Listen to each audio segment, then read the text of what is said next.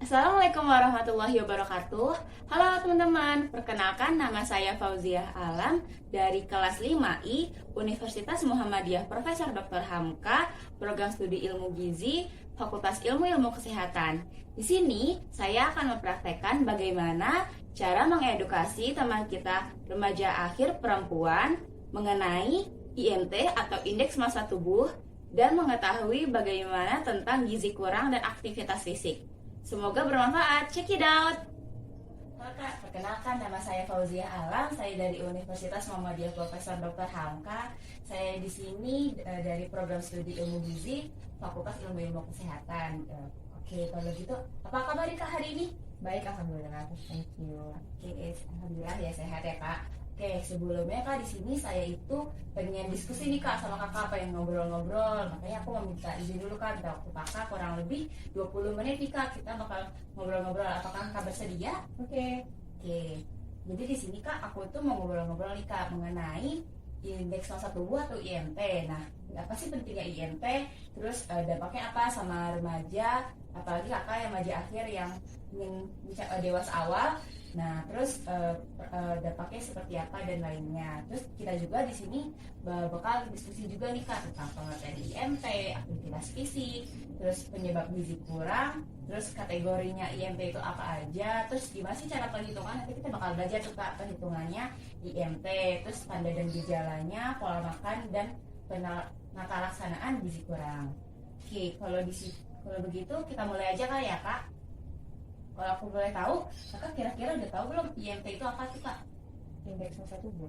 Ya, oke benar, indeks massa tubuh. Nah, waktu itu kan minggu lalu aku udah pernah nanya ke kakak juga nih Kak mengenai tinggi badan kakak, berat badan kakak gitu. Nah, kita mungkin belum menghitung nih Kak. Mungkin karena kakak juga udah tahu nih IMT itu apa, mungkin secara besarnya gitu kan. Mungkin kita masuk dulu langsung ke penjelasan apa itu gizi kurang gitu kali ya Kak. Oke, jadi kalau aku menanya kakak dulu nih Kak, kakak udah tahu belum sih gizi kurang itu apa Kak? Gizi kurang itu berarti orangnya asupan gizinya dia itu kurang dari yang ditentukan atau udah batas idealnya dia, mungkin dari sisi kesehatan gitu. Ya oke, makasih banyak Kak. Benar banget nih Kak apa yang kakak bilang gizi kurang. Nah, kita di IMT itu juga ada tuh Kak kategorinya. Kalau di IMT itu ada angka-angkanya berapa orang-orang yang dikatakan gizi kurang. Nah, mungkin kalau bisa kita sebutkan gizi kurang itu tuh orang-orang yang di dalam tubuhnya itu kekurangan bahan-bahan nutrisi seperti protein, karbohidrat, lemak, vitamin. Nah, dan juga semua hal itu zat gizi itu berkurang atau bisa lebih dibilang seharusnya mendapatkan sekian tapi malah kurang gitu. Oke, kita lanjut aja kali Kak. Mungkin kita mau menghitung dulu nih Kak IMT-nya gimana nih Kak? Oke, Boleh. Kalau boleh tahu, nah di sini aku ada bawa ini nih Kak IMT.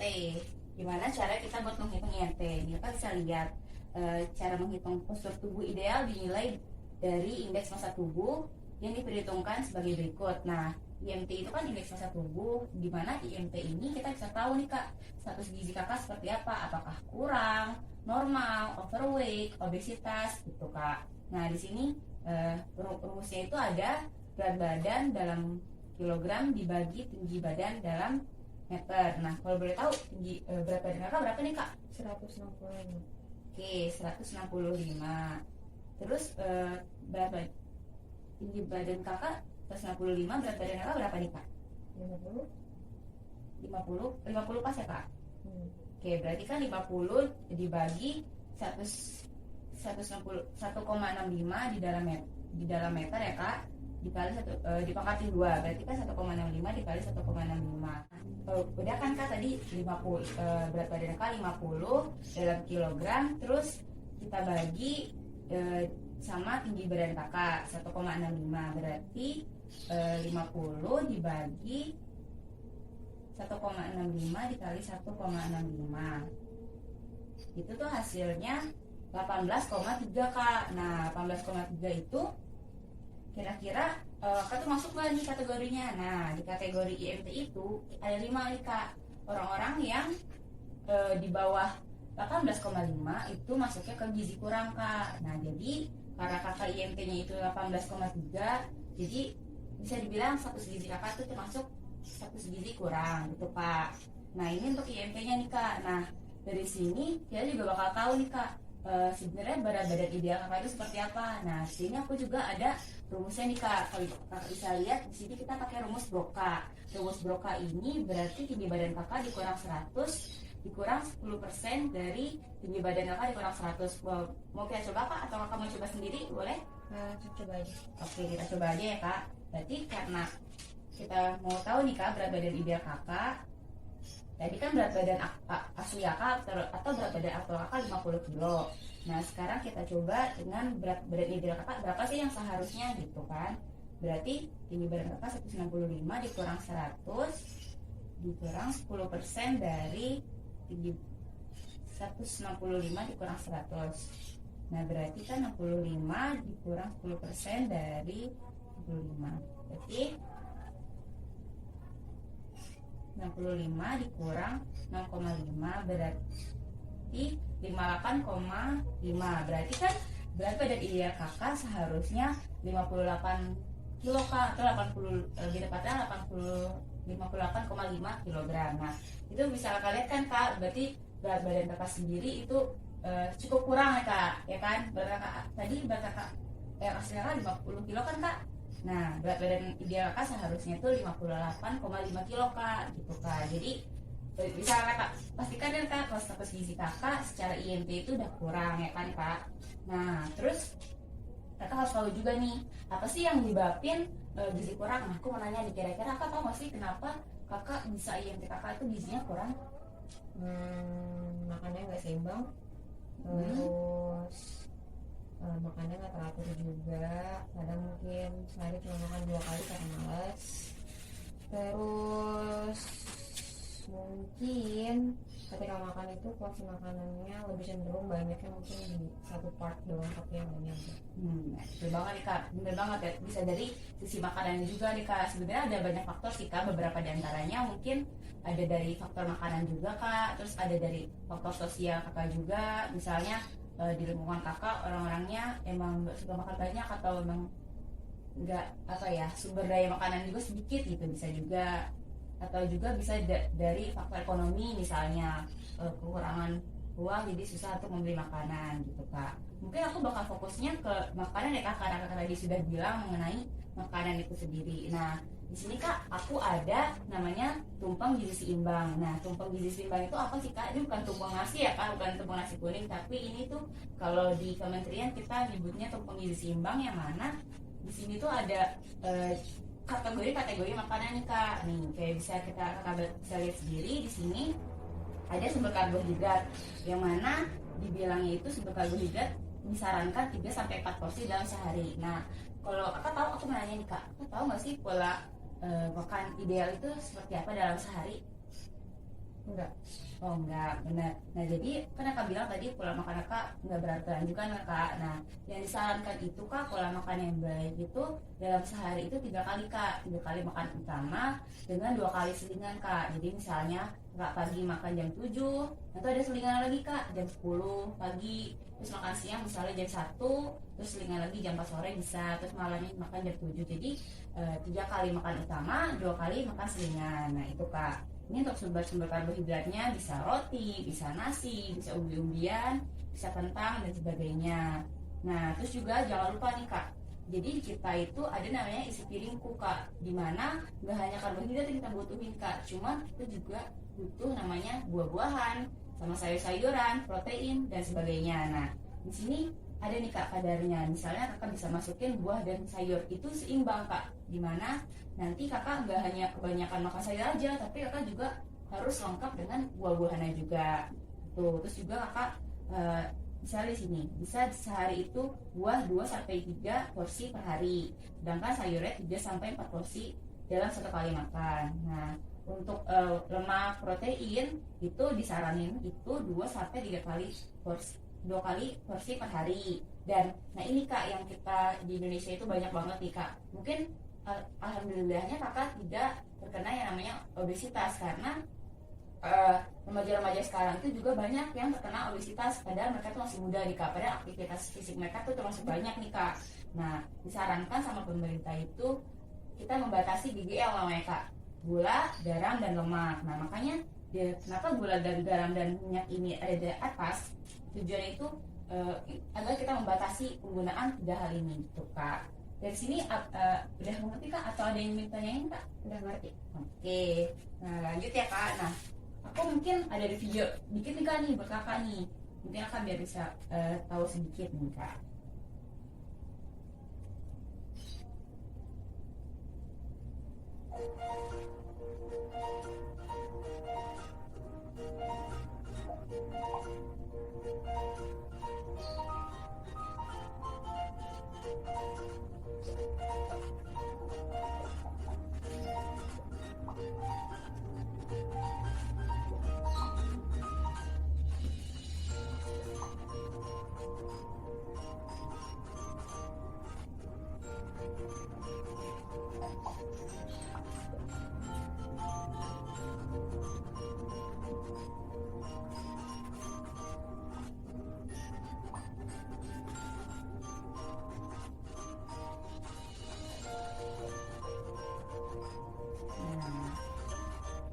itu mungkin sedikit ya kak mengetahui tentang apa sih efeknya kalau kakak tuh makanannya itu gizinya kurang. Nah itu tadi salah satunya kakak bisa terkena yang namanya KEK. KEK itu kekurangan energi dan protein. Nah di sini kita bakal bahas gitu kak. Jadi karena kakak itu kan remaja akhir, otomatis kedepannya kakak akan jadi calon ibu ya kan kak.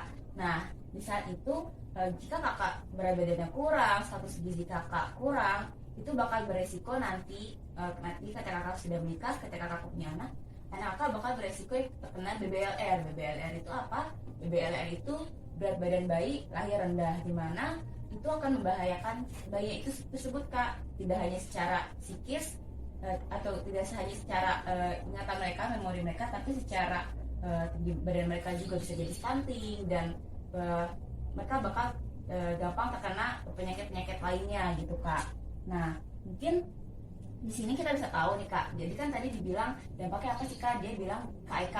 Nah sebenarnya ada banyak, tapi paling utama itu yaitu KEK, kekurangan energi, kekurangan energi dan protein. Nah di sini itu ada tahap-tahapan juga nih kak, ada jadi kurang energi proteinnya, tahap ringan, tahap sedang, dan tahap berat. Nah mungkin kalau kita bisa lihat dari sini nih kak, kekurangan energi tingkat ringan, misalnya kurang, tanda-tandanya itu malas atau lemas atau berat badannya kurang, terus tiap minggu itu berat badannya menurun, terus ada ukuran lingkar lengan atas menurun. Nah jadi kalau kita itu ada namanya antropometri kak, jadi kita tuh bisa dari antropometri kita bisa tahu orang ini tuh kurus atau tidaknya. Misalnya kita lihat dari lemak subkutan. Lemak subkutan itu apa sih? Lemak yang ada di bahu kakak, misalnya dari tulang-tulang kakak. Bisa mungkin kakak raba badan kakak sendiri, tulang-tulangnya tuh seperti apa gitu kak. Itu misalnya lemak yang kurang harusnya seperti normal kan, harus normalnya itu tidak kelihatan banget nih kak tulang-tulang di bahunya. Tapi misalnya ini terlalu kurus itu tuh apa ya, kelihatan banget gitu kak. Nah terus contohnya lagi kalau KEK-nya tingkat sedang bisa pucat, terus kakak juga bisa beresiko terkena anemia. Aku mau nanya, kakak udah tahu belum anemia itu apa? Tahu. Apa tuh kamu anemia itu?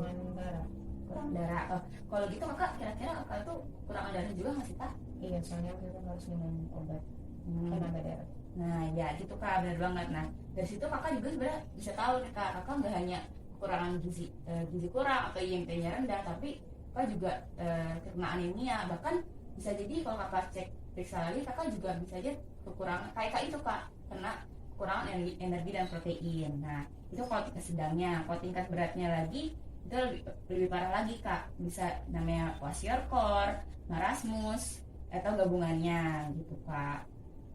Nah sekarang mungkin kita masuk aja kali ya kak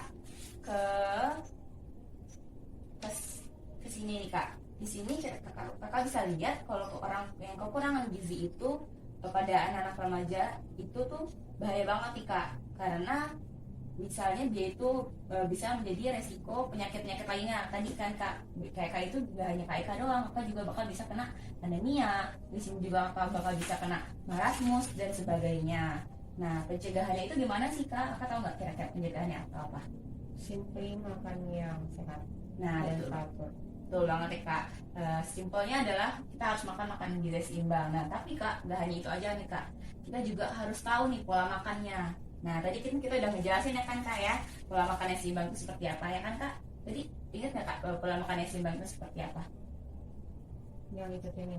Ya betul, yang 3 kali makan utama, 2 kali makan selingan. Nah jadi bener kata kakak, sebenarnya nggak hanya makan aja kak yang pola teratur dan makannya seimbang, tapi ada namanya aktivitas fisik kak. Nah kalau boleh tahu nih kak, aktivitas fisik kakak itu sehari-hari gimana nih kak? Gak banyak sih, karena sekarang lagi pandemi jadi banyak di rumah, terus lagi kuliah juga, jadi paling aktivitasnya ya lebih banyak duduk di depan laptop, terus habis itu kuliah, terus habis itu sisanya belajar depan laptop lagi. Jadi nggak terlalu banyak menuntut aktivitas fisik sih. Nah itu benar banget kak, sebenarnya walaupun gizi kakak kurang, aktivitas fisik itu tetap dibutuhkan nih kak, karena aktivitas fisik itu pertama nggak hanya buat kakak badan kakak sehat, itu bisa jadi peregangan juga nih kak. Kakak bisa misalnya di sela-sela waktu kakak bisa 10 menit sampai 15 menit peregangan, atau enggak kalau misalnya nggak ada waktu dalam seminggu misalnya kakak 3 kali atau 4 kali lah gitu kak, sempatin waktu buat kayak jogging-jogging di dalam rumah juga bisa kak gitu ya kak. Nah terus mungkin dari situ ada yang kakak tanya lagi nggak kak sebelum kita lanjut ke pembahasan selanjutnya? Lanjut aja Mati. Oke, mungkin karena kita tadi udah tahu nih kan kak, kakak udah tahu cara menghitung IMT tadi udah tahu kan kak ya. Terus tadi klasifikasinya kakak udah tahu kan masuk kemananya. Terus tadi kakak juga udah tahu perhitungan untuk berat badan ideal kakak seharusnya seperti apa. Nah kita sekarang masuk nih kak ke penata laksanaan gizi kurang, atau misalnya lebih tepat itu pola makan yang baik itu apa sih bagi orang-orang yang terkena KEK, ya kan kak. Nah di sini aku ada buku nih kak. Nah di sini tuh ada namanya diet energi tinggi, energi protein tinggi, atau diet TKTP. Dimana diet ini tuh untuk orang-orang yang dengan status gizinya kurang kak. Nah kita kakak kan masuk status gizinya kurang nih kak. Terus jadi kakak juga terkena anemia. Nah itu juga bisa nih kak kita menggunakan diet namanya tinggi energi tinggi protein. Nah di sini itu ada banyak nih kak sebenarnya. Kalau kita bahas lebih dalam itu mungkin bisa kita masuk ke minggu selanjutnya kak, dimana kita bakal namanya konseling gizi. Nah di sini aku hanya ingin ngobrol-ngobrol aja nih kak. Nanti kalau kita mau menggunakan diet energi tinggi protein itu juga ada aturan juga kak. Kita bakal ngitung dulu gimana kebutuhan kakak sehari dan sebagainya gitu kak. Terus pemilihan makanan juga itu juga ditentukan kak gitu. Mungkin minggu depan kita bisa konseling gizi lagi ya kak kalau kakak ada waktu gitu. Oke, mungkin dari sini ada yang ingin kakak tanyain lagi kak? Ya oke, cukup sudah mengerti.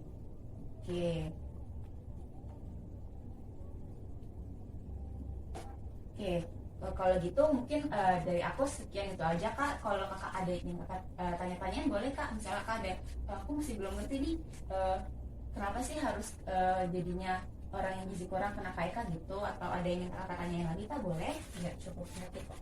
Oke, terima kasih banyak kak untuk waktunya. Mungkin dari aku sekian aja ya kak. Kurang lebihnya mohon maaf. Untuk kakak mungkin disarankan karena kak tadi kan udah ngitungnya kak berat badan ideal kakak gitu. Mungkin kakak nanti kedepannya bisa tahu, oh nanti aku harus makannya seperti apa sih yang baik gitu. Jadi diharapkan kakak bisa lah IMT-nya jadi normal gitu kan kak, karena untuk kebaikan kakak juga gitu. Mungkin dari sini bisa kakak simpulkan apa nih yang kakak dapatin dari ngobrol-ngobrol kita hari ini? Kesimpulannya IMT-nya masih kurang, terus harus makan yang lebih baik dan lebih seimbang, 3 kali sehari tambah 2 kali selingan. Terus terus ikutin pola yang dari tumpeng gizi itu. Terus habis itu sama tambahin aktivitas fisik sekali-sekali kayak peregangan, kalau bisa kayak 3-4 kali seminggu itu kayak jogging-jogging ringan sekitar rumah kayak gitu. Bener banget nih kak. Berarti kakak mendengarkan apa yang kita bisa obrolin ya kak. Mungkin sekian dari aku ya kak, kurang lebihnya mohon maaf. Wassalamualaikum warahmatullahi wabarakatuh. Waalaikumsalam warahmatullahi wabarakatuh. Ya, itulah video mengenai edukasi tentang IMT atau indeks massa tubuh beserta dengan gizi kurang kepada teman kita remaja akhir perempuan. Semoga apa yang sudah saya praktikkan dapat bermanfaat bagi teman-teman semua. Sekian dari saya. Wassalamualaikum warahmatullahi wabarakatuh. Sampai jumpa lagi.